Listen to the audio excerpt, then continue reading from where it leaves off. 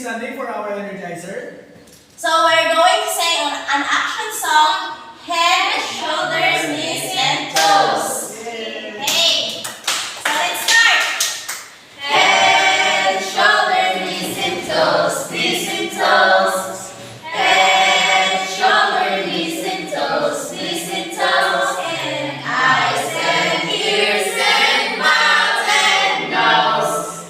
Head, shoulders, knees, and toes. Knees and toes. Okay. Okay, so now let's recall our topic yesterday. What was our topic yesterday? Yes, please stand. Our topic yesterday is about quadrilateral. Very good. Our topic yesterday was all about quadrilaterals. And who can define what's quadrilaterals? Yes, Tiffany. Quadrilaterals are shapes that has four angles and four sides. Okay, very good. It seems that you now understand about quadrilaterals.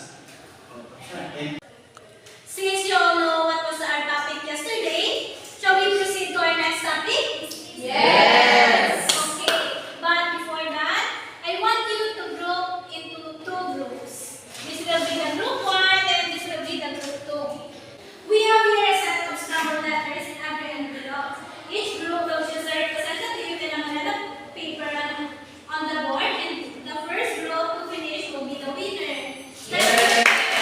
Okay, group 1 and this will be the group 2. Okay. And you are going to paste your answers here. Go. Start now? Yes. What?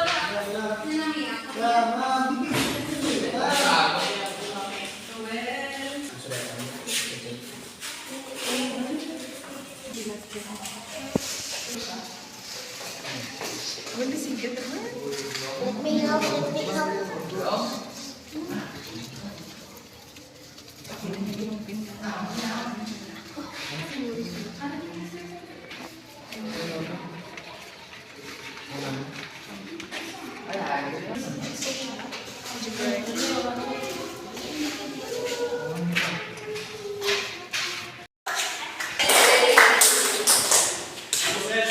what will is here in your activity? First, group 1, we have here the word. Exponent. Okay, very good. Exponent. Next one. Coefficient. Coefficient. And the last one is Equation. ratio. From group 2, they have the word Variables. variables. Next, Algebraic expression. algebraic expressions. And Constant. okay, very good.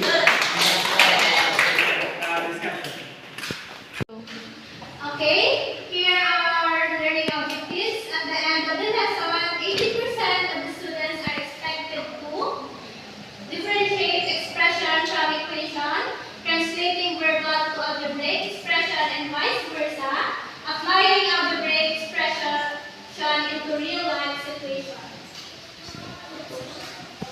At this moment, I will explain to you what is algebraic expression and equation is.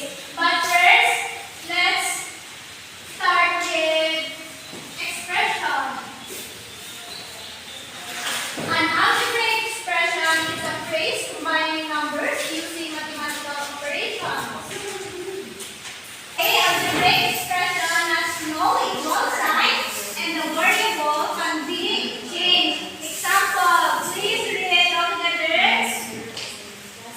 A 2x plus y. x plus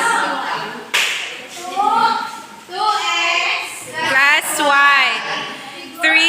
3x plus 4. Next, X minus y. okay. Like what I've said, algebraic expression has no Equal sign. Let's proceed to algebraic equation. Please read all together. Algebraic equation are two algebraic expressions that are joined together using an equal sign. Okay. Algebraic equation, the value of letter or symbol can be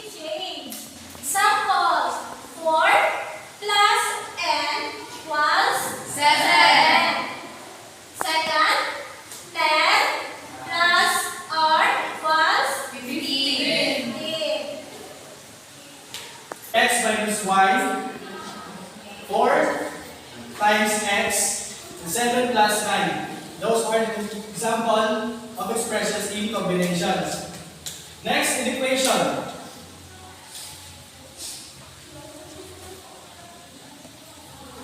Examples in equations.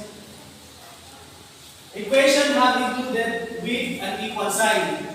So there is an equal sign in any equation, in any algebraic equation. Next one.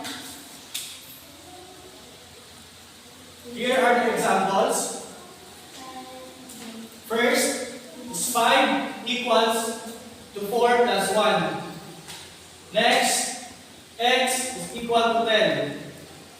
Y minus 1 equals 27 plus b. 4 times x equals 20 plus 3. Those are the examples of equation. Okay, let's define the parts of algebraic expression. So we have here variables. Who can read the variables definition? Yes, Baron. Variables is any letter or symbol that represents a number. So the variables is any letter or symbol that represents a number. So we can have an example of letter or symbol or variable. We have x, y, and just any number. And y, any letter or a symbol. So next we have exponent. Who can read? Yes, this time. Exponent is any number if times a number is multiplied by itself. So exponent is any number na if times a number is multiplied by itself. So we have the example of x and its exponent can be squared. We can use x cubed or x to the power of 4. We can use a variable of n and we can use the exponent of square. We can add or y cubed or y to the power of 4. Next, we have a term. So, who can read? Yes, Ayumi. The term is a number of variables separated by operation, the plus or minus sign. So, the term is a number or a variable separated by the operations plus or minus. Example, we have 2x. It's our first term. And we can use the term, we can use the operations, the plus or minus. We can use here minus. It's our term. We have 5. So, term is a number or a variable separated by the operations and plus, the plus or the minus. We have 2x minus 5. That is our term. Then, proceed to the constant. So, who can read the constant? Yes, Baron?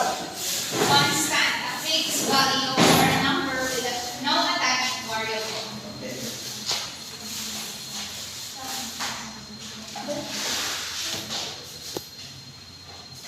So, constant is a fixed value or a number with no attached variable. So, let's say 5. 5 can be considered as a constant because it has no attached variable. If it has attached variable, we have the y or the x. It is not considered a constant. You understand that? Yes. Okay. So So let's go to the coefficient. Who can read? Yes, Tristan. Coefficient is a constant value used with variable. Okay, constant is a constant value used with a variables. So coefficient is a constant value used with variable. So we have 2x. An example of our coefficient. We can use 3x or 4y,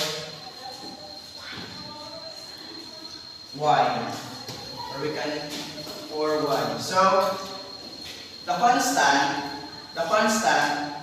has a fixed value with a number with no attached variable. No attached variable, that is a constant. When it comes to coefficients, it has a attached variable. We have 2x or 3x or 4y. So at the last picture here, we have an example here. We have an example of coefficient, exponent, constant, variables, and terms. So class, do you understand? Yes, sir. Thank you. Yes, sir.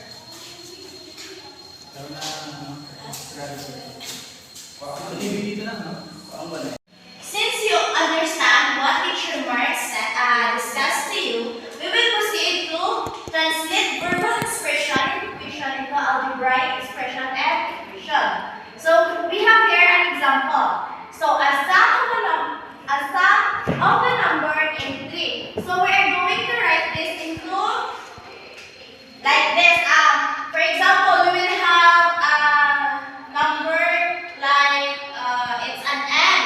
So we have here n, and we have the word sum. So we will put here addition because it is sum.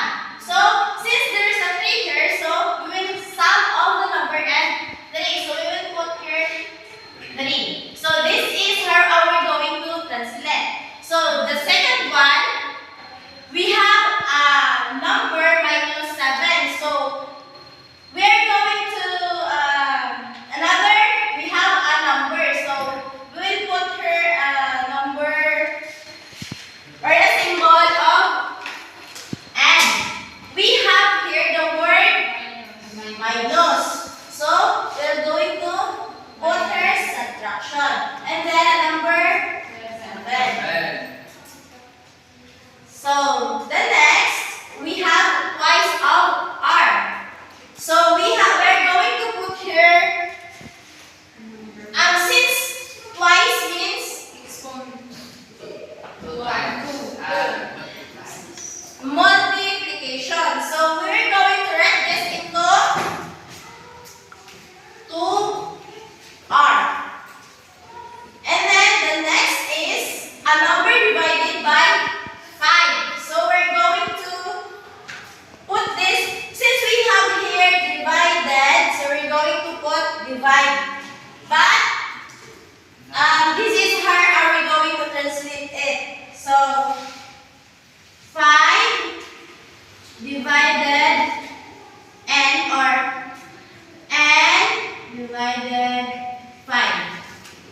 So we have another example is 1/5 or n. So another, we're going to write this into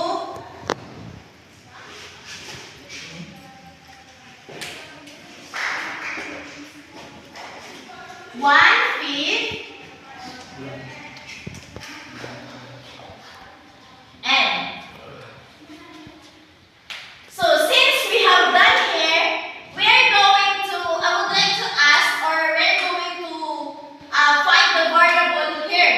Since you all understand the parts of the algebraic expression. So, in number 1, what is the variable here? Yes, Baron? The letter M. Letter M. So we're going to, put it here, the letter M.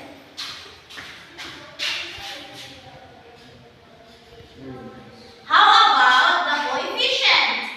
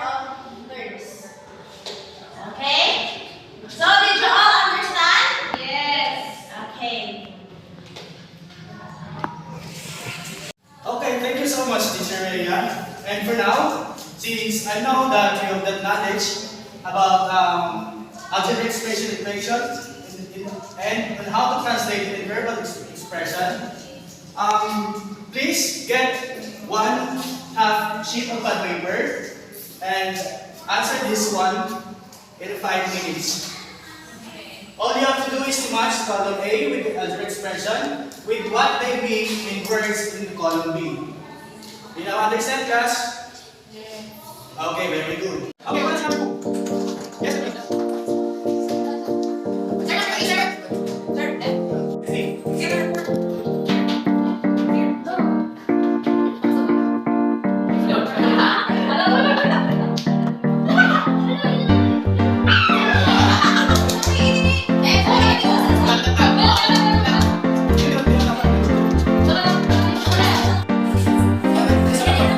Let's go for class. Let's do it.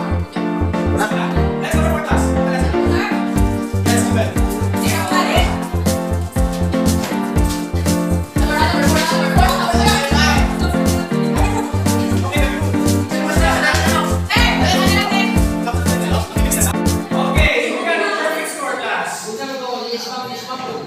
Okay, very good, because most of you got a perfect score. And for now, teacher Mark will teach us on how to do the firework clap. Okay, let's give ourselves a clap. So let me introduce you. 1, 2, 3. 1, 2, 3. 1, 2, 3. Okay, guys. Okay now, class. For now, who can define what is algebraic expression again? Yes, tell me. An algebraic expression is a phrase combining numbers using mathematical operations. Okay, very good. Algebraic expression is a phrase combining numbers using mathematical expression. And what are those examples of algebraic expressions? Yes, Christine. Algebraic expression has no equal sign and the variable can be changed. For example, 2x plus y, 3x plus 4x minus y. Okay, very good. Algebraic expression has no equal sign. And its variable can be changed. Okay, next, who can define what is algebraic equations rather? Yes, Irish. Algebraic equation are two algebraic expressions that are joined together using an equal sign. Very good. Are two algebraic expressions that are joined together using an equal sign. So there is an equal sign here in algebraic expression. And who can give now the examples of algebraic equations? Yes, Tristan. In algebraic equation, the value of a letter or symbol can be changed. Example, 4 plus n is equal to 7. 10 plus r is equal to 15. Okay, very good. And for now, let's differentiate algebraic expression and equation. So in algebraic expression, there is no equal sign. And its variables can be changed. While on algebraic expression, it has an equal sign and the symbol can be changed. Okay, very good. Any question, class? Okay, let's proceed now for our next activity. Thank you, Teacher Ronald. So now let's proceed for our another activity. So let's group you into two.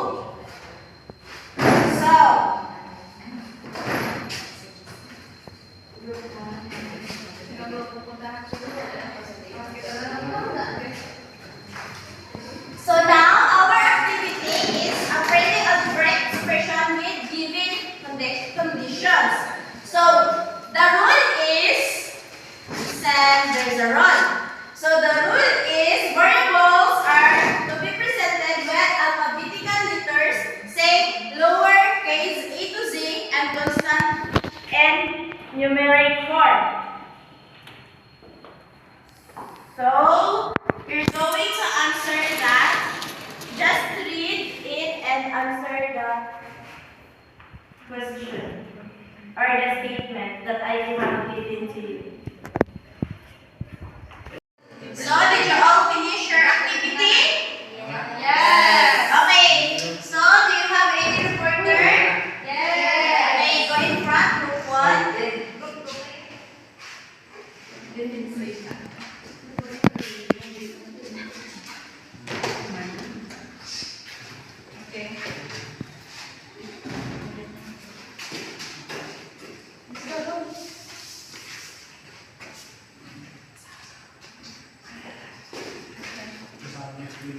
Sweets from a big box are equally distributed in 10 small boxes.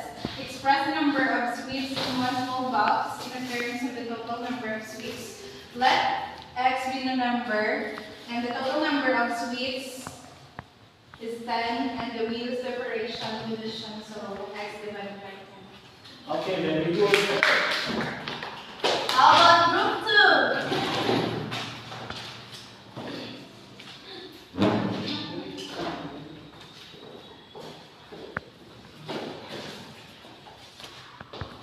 So our problem is Amanda has 10 storybooks more than Alex. Express the number of storybooks Amanda has in terms of the numbers of storybooks Alex has.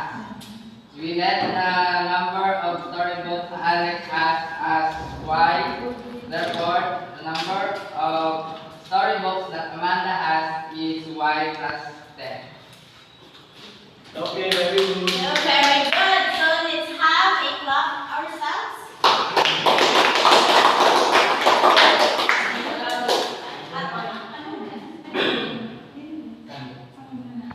Okay, thank you, Teacher Leia.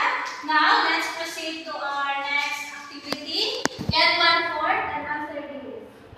Answer the following if it is expression and or equation. Okay. Next video. Okay. Okay, let's check your paper. Number 1, what is the answer? Ayumi? Equation. Very good. Why? I don't expression.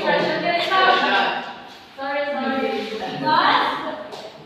It's because it has no equal sign. Good. Number 2, Janine? Expression yan ma'am. Because it has still no equal sign. Okay, number 3, Christine? Equation, ma'am, because it has equal sign. Okay, because of that, equal sign. Number 4, Irish? Expression, because it has no sign. Okay, number 5. Okay, Tristan? Expression because it still has no that? Okay, very good. Who got the perfect score? Oh. Wow, very good. Okay, thank you. And now we have copy your assignment in your assignment notebook. Okay? Yes, ma'am. Okay, thank you class. And that's all for our lesson for today. Thank you and goodbye.